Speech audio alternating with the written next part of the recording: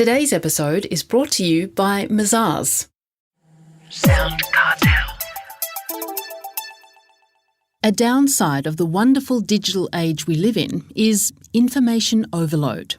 Customers can't discern what they want or need, and businesses struggle to attract an audience and get their message heard.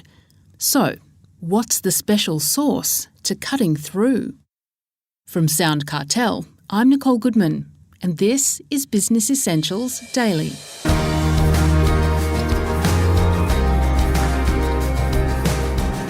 Imagine a fire hose drowning us all in information.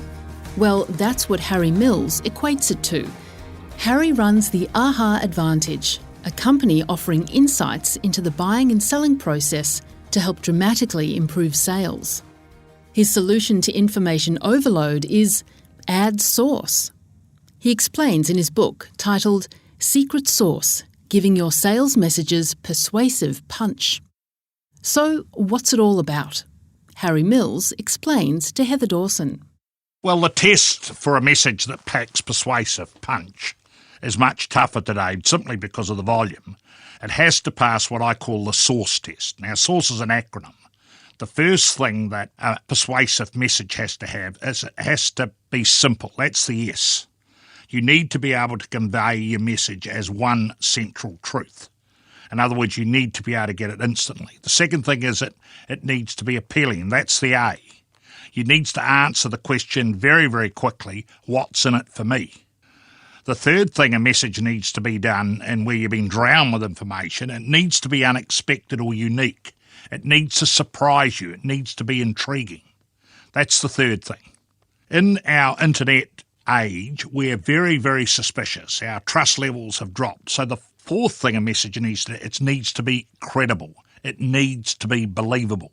We instantly search for cues that say, should I trust this person? Would I put my credit card across with this person? And finally, the test is an E. The E stands for emotional. It needs to engage probably the heart more than the head. So if you don't pass the SOURCE test, your messages simply don't work.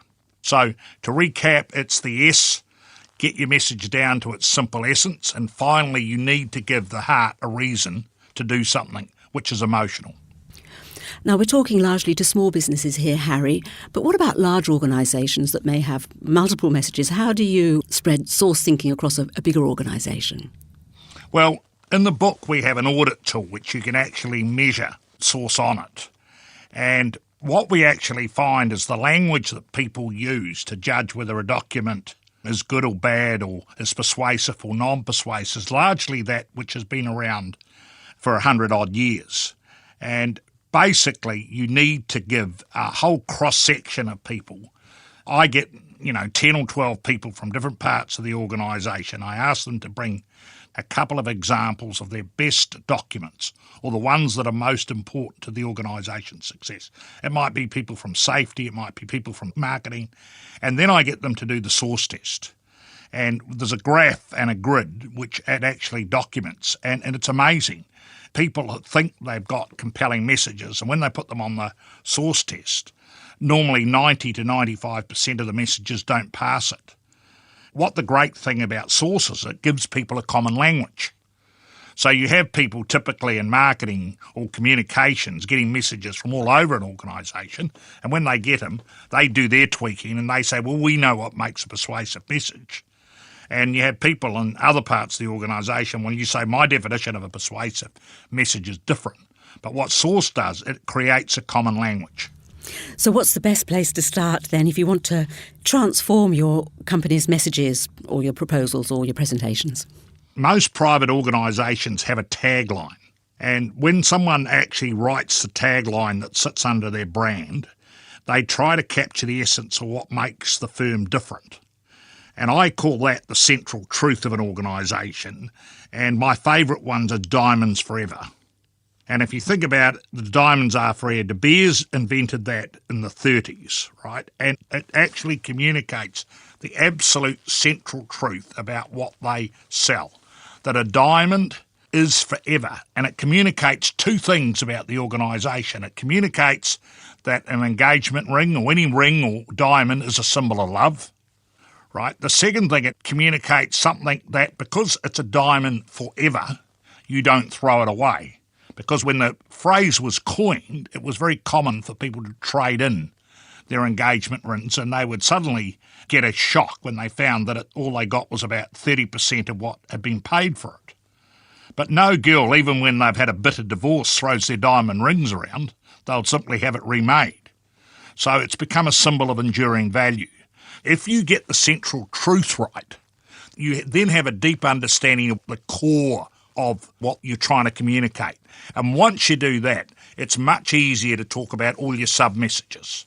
And I think quite often in an organisation, these days you need to keep refreshing your messages, right? I mean, I've been in business for 30-odd years, and we've always been about message creation, and we call it, shaping hearts and minds.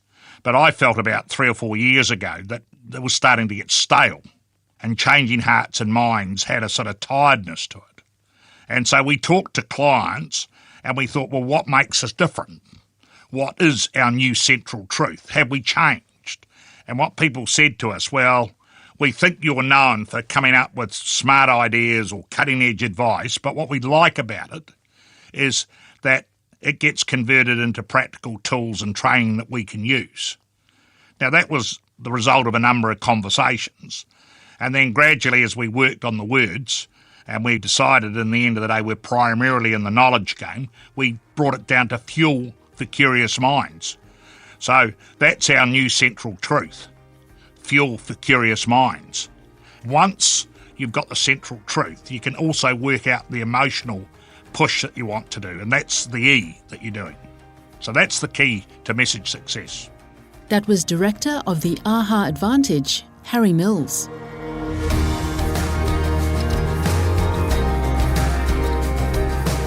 This episode of Business Essentials Daily is produced by the team at SoundCartel.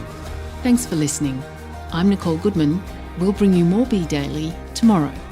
Follow at BE Daily Podcast across social media and head to bedaily.com.au for more from the Business Essentials Daily podcast. SoundCartel. This episode was brought to you by Mazars. To find out more, visit mazars.com.au. That's mazars.com.au.